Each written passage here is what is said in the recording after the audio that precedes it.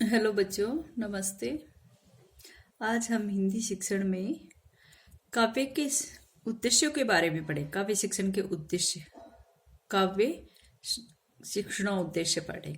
कल का जो अपना टॉपिक था उसमें हमने कविता या काव्य की का अर्थ, उसका शाब्दिक अर्थ या फिर उसकी कुछ परिभाषाएं पढ़ी थी और कविता शिक्षण की कुछ विशेषताओं पर हमने बातें की थी। आज का अपना टॉपिक है काव्य शिक्षण उद्देश्य।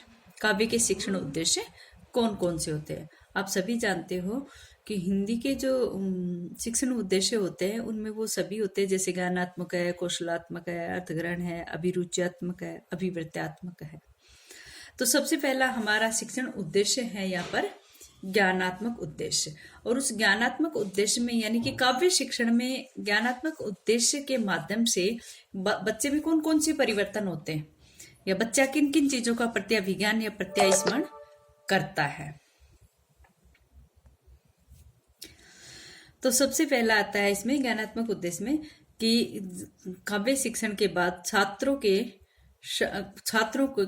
शब्द योजना, रसों की अनुभूति। एक बालक के अंतर के क्या क्या परिवर्तन होते हैं कि उसके अंदर शब्द योजना, रसों की अनुभूति, शब्द शक्तियां, छंदों, अलंकारों, मूर्त एवं अमूर्त, जड़ एवं चेतन आदि का ज्ञान कराना।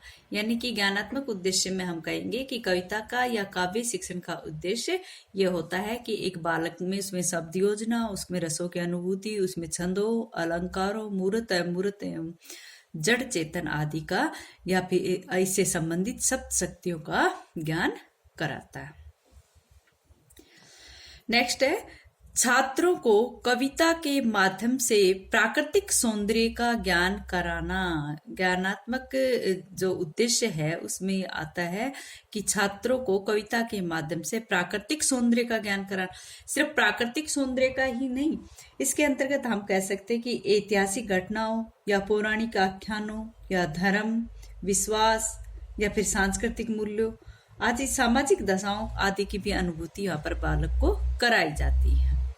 ठीक है, प्राकृतिक सौंदर्य के साथ साथ बालक में पौराणिक आख्यानों, धर्म, सांस्कृतिक मूल्यों, सामाजिक दशाओं, ऐतिहासिक घटनाओं का भी ज्ञान कराया जाता है।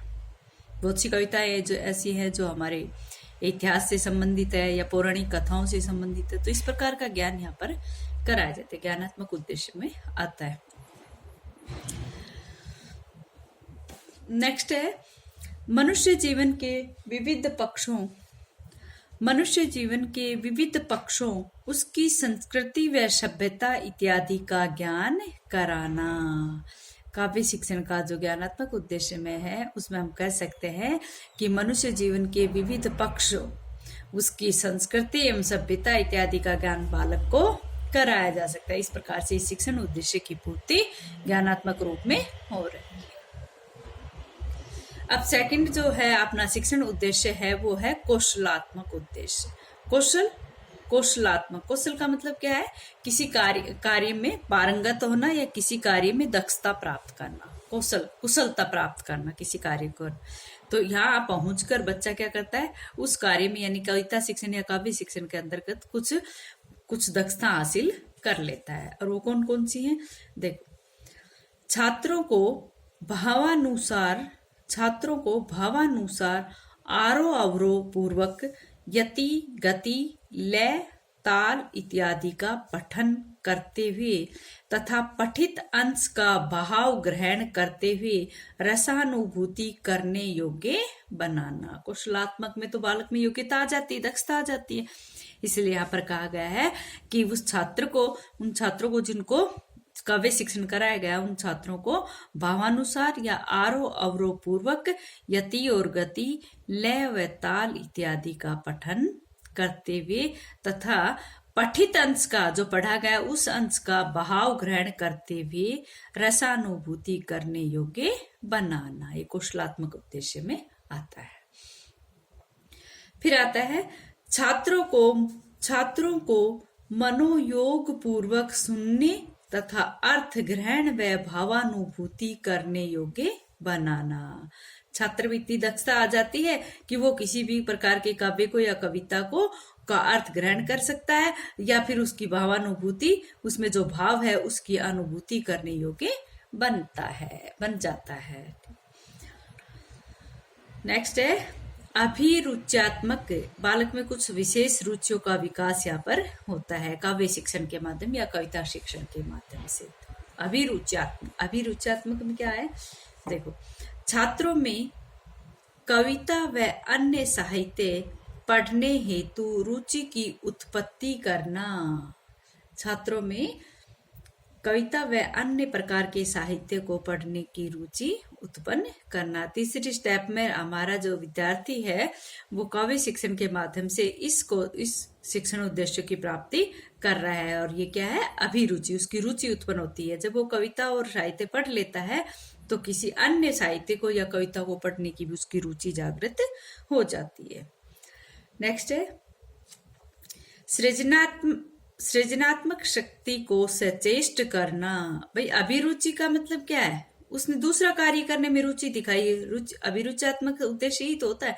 और सृजनात्मक शक्ति को सचेष्ट करना मतलब कि बालक में इतनी दक्षता आ गई, उसने इतना ज्ञान प्राप्त कर लिया, इतनी दक्षता आ गई कि उस बच्चे ने कुछ नया कार्य करने की भी इच्छा जागृत होगी। उसी प्रकार का दूसरा कार्य करने की भी रुचि जागृत होती है, तो वो सृजनात्मक शक्ति की बात करी जाती है। ठीक, फिर आता है कठिन काव्य को पढ़ने में रुचि संवर्धन करना। अगर बालक ने अपने काव्य को पढ़ लिया और उसको आत्मसात कर लिया, उसको समझ लिया है और उसको समझने की दक्षता उसने हासिल कर ली है, तो अब वो बालक अभिरुचि दिखाएगा किसमें, दूसरे प्रकार के, उसी प्रकार के कठिन काव्य को पढ़ने की, कठिन काव्य को पढ़ने में रुचि संवर्धन करना। दूसरे प्रकार के दूसरा जो कठिन काव्य उसको पढ़ने की वो रुचि दिखाएगा। ठीक है, फिर आता है अभिवृत्त्यात्मक, यानी कि अभिवृत्त्यात्मक क्या होता है, बालक की वृत्तियों में चेंज, वृत्तियों में परिवर्तन आना। ठीक है, तो अभिवृत्त्यात्मक में क्या होता है, अभिवृत्त्यात्मक पहला पॉइंट है इसमें, छात्रों के चारित्रिक विकास हेतु उनकी उनकी चित्त वृत्तियों का परिमार्जन करना। अभिवृत्त्यात्मक यानी कि बालक अपनी प्रवृत्तियों को, अपनी वृत्तियों को चेंज कर रहा है, यहाँ पर उनमें परिवर्तन कर रहा है।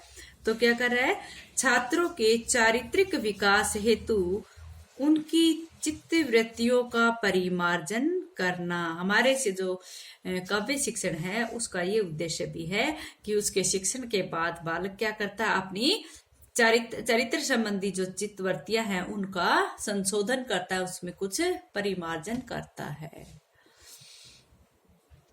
नेक्स्ट है उनमें उच्च आदर्शों का निर्माण करने की अभिवृत्ति का विकास करना। उच्च प्लस आदर्शों तो क्या बन गया, उच्च आदर्शों।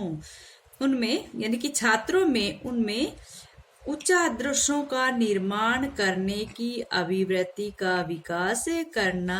हमारा जो काव्य शिक्षण है उसके शिक्षण के बाद बच्चा जो है अपनी प्रवृत्तियों में परिवर्तन करता है और कुछ नए या उच्च आदर्शों को ग्रहण करने की अभिवृत्ति विकसित करता है।